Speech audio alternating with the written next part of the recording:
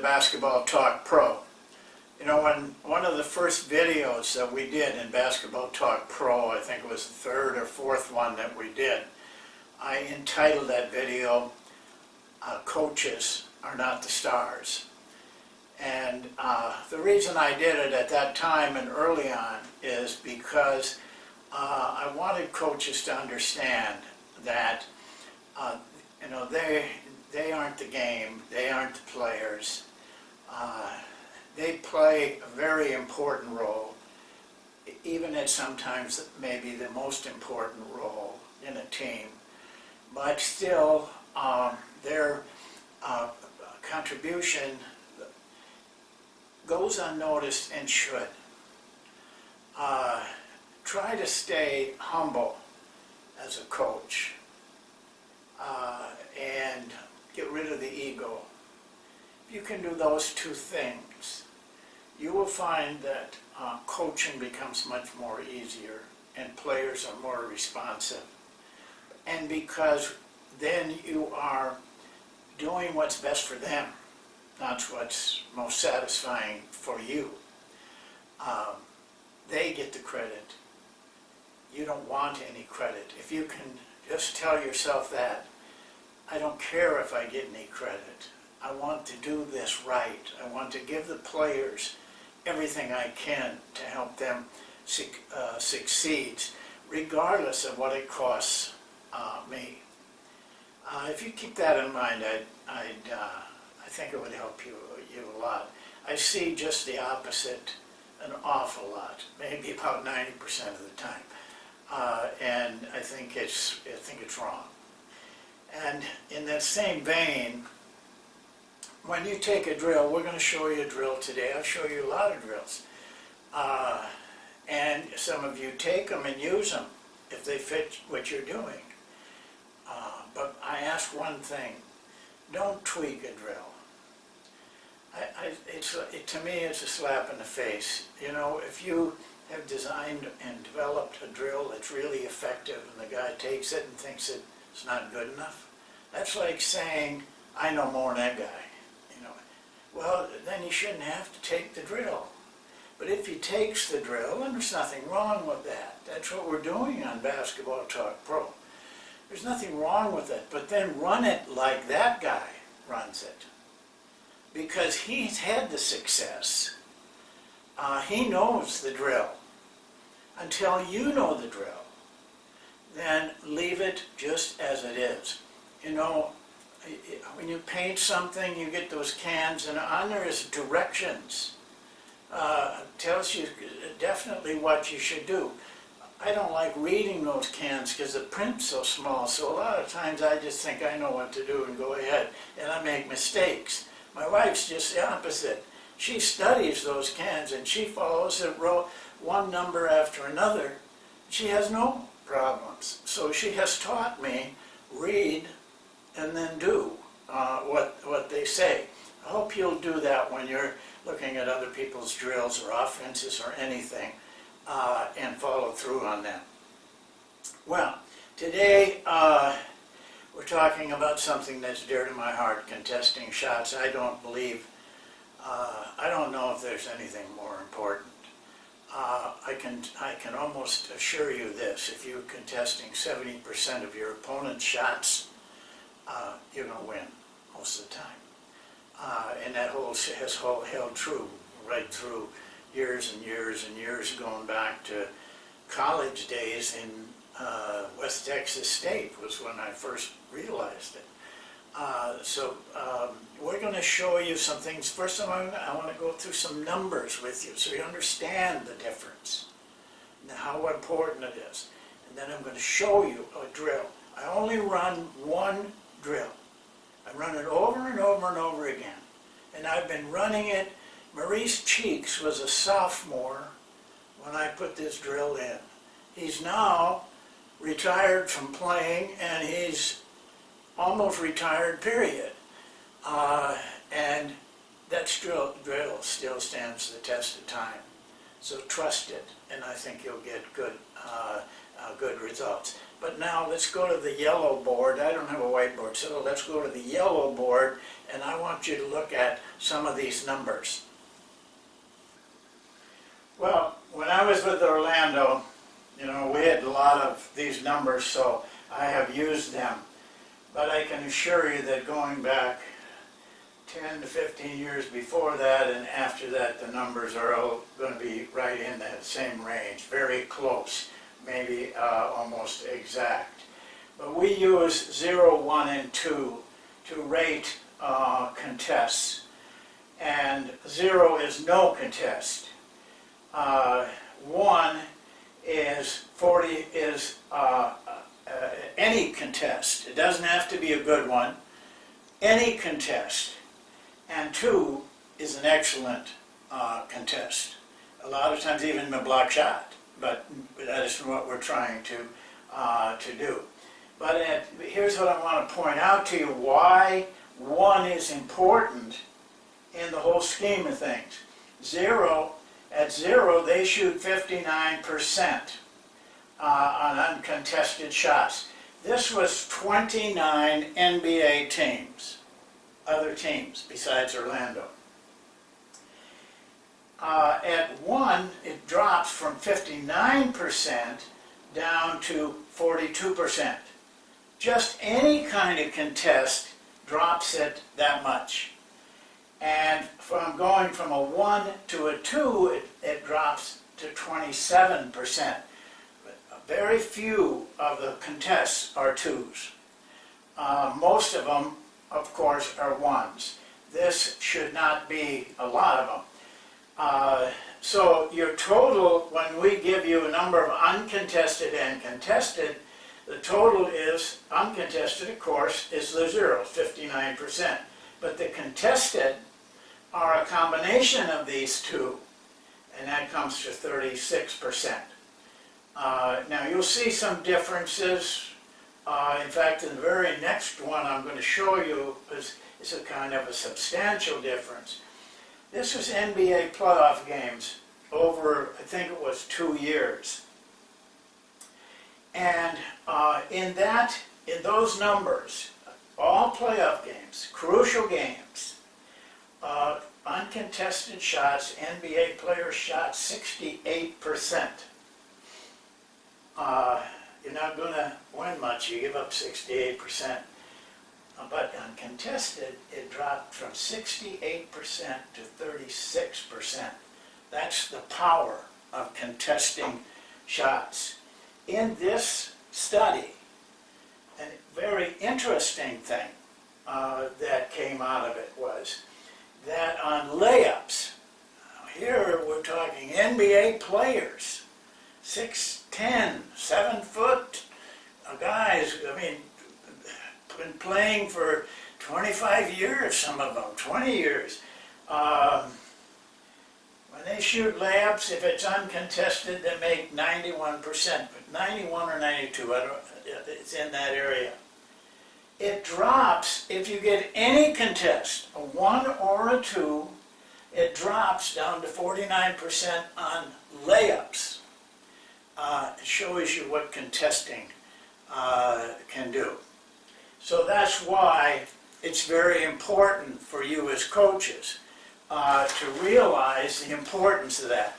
Last night, Golden State got beat by the Lakers. You know, 82 games, you're going to have some bad games. Well, they had it. But it was pathetic, their contesting of shots. I mean, Lakers just got incredible shots. Now, down the second half and early, they started to pick up, but it was, you know, it was too late. So this is the drill that we use to develop our players to contest shots. The only drill we use it over and over again because it takes a lot of work. The players have to get repetition in it a lot. So I'll go through the setup first of all. 4 outside players in these positions. Don't let them hedge around here. Put them in these positions so that everything is right.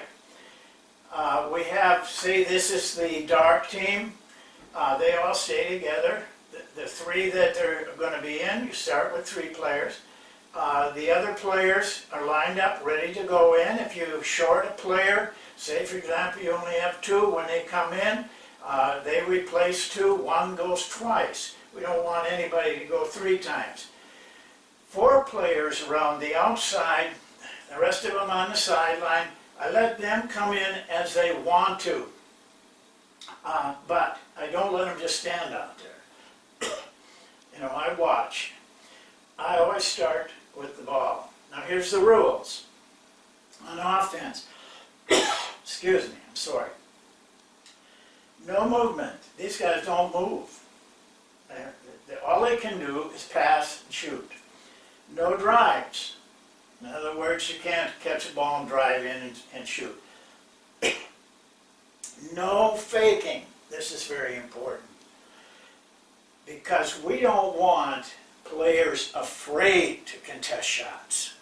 We don't want them afraid to come out hard.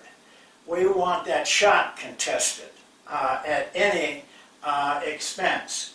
I don't want any conflicts. I don't want in your mind any decision to be made. This is your job. Get out and contest a shot under any circumstances. But shoot when open. They can make any pass they want to. On defense, here's the rules. The defensive player on the ball can't follow the pass. That'll just mess everything up. If the guy they're guarding is passed, they have to drop back because they can't follow the pass. Very important rule. So don't hedge on that at all. And they always drop from the ball back to a lane line position, one of these 2 positions, so that we have those 2 filled all the time as best we can. It gets pretty hectic. So they drop back to a lane line. If this guy is there and this one's open, then the guy's got to come over there. We tell them, don't anticipate. Play your position and then make your decision to go out or take the ball. No closeout. I just almost get sick on people closing out. And I think it's insane to do this stutter step that coaches are making them do. What in the world is what is the purpose of that? You're practicing something that isn't realistic. You're practicing something that's an illusion. So why practice something that's unreal? We're coming out, but we're not doing that closeout where you come out under balance and all of that. We're coming out to contest a shot. If your man gets the ball and because of your sag position, you're off of him. Or somebody else falls down and you got to take that guy. We want you aggressively coming out. We don't close out. We don't stutter step. Now, the drill then, I always start in the middle, because if you don't, this guy starts with the ball and then they're off center right away. I don't let him know where I'm going to pass. But say I pass here. By the way, I screwed up my arm over the weekend, so drawing is a little hard for me, but be patient with me. So this guy then takes him, right? Now, say he passes here. He's got to go out, right? He drops to here. Now let's say, for example, that when this guy went out, we tell these 2 men, if the other guy goes out, you fill that spot, because that's a pretty big opening in there. Say, for example, he did that. He filled, then this guy dropping would go over to this spot. You follow me? Okay, now if the ball comes back here, there's a good chance then this man would come back on him. But say this guy was over here and he dropped here, then it would be a new man coming out on him. But let's take a look at this. What happens, which happens a lot, if it's some form of You know, cross-court pass could be there to there too. But almost always then, that lane man down there on that side is going to have to come out. Okay, this man then would be dropping off. He's not going to follow the ball.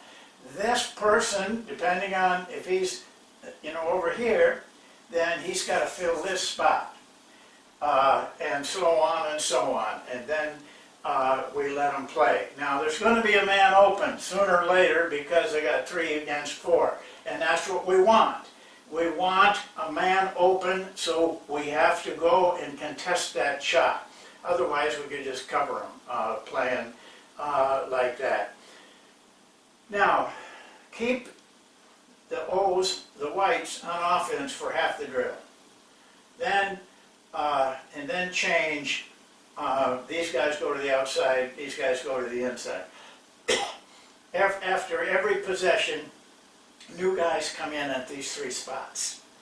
And if you got 6, that works out perfect. 6, the next 3 come in, 3 out. You just can keep alternating that. Now the contest, we'll have a film on this, but the contest is straight up as much as you can, as high as you can. And whenever the shot is taken, you'll see the guy gets the ball here, and this guy gets out slow, and he gets to about here. Shot's taken. Rather than just say, oh, I messed up, we want him to contest right there. My theory on this is that this shooter, if he's concentrating on that basket, all he can see is a blur. He doesn't know if he's right there or right there. And remember, if he goes up from there, it's a 1. And 1s drop the percentage almost in half. If he doesn't jump there, continues to do what the closeout guys want him to do, go out there and then stutter step and the ball's already in the basket by that time, then he won't get a contest. So it'll be a 0. And if, you know, the NBA guys shoot 68% on that, and I think right on down the line people shoot that much higher. Well, we're going to show this drill on film. But if you run it just like that, night after night after night, and track your shots, uncontested and contested, you're going to see that almost every night you're coming up with 70% plus. And when you're in that category, you don't have to score many points a basket yourself to win games. But don't let it be you who they're contesting 70 plus shots against. Okay, that's it for today. We'll see you again in 2 or 3 days, and then we'll take all of this on the film and show you what it looks like. Thank you.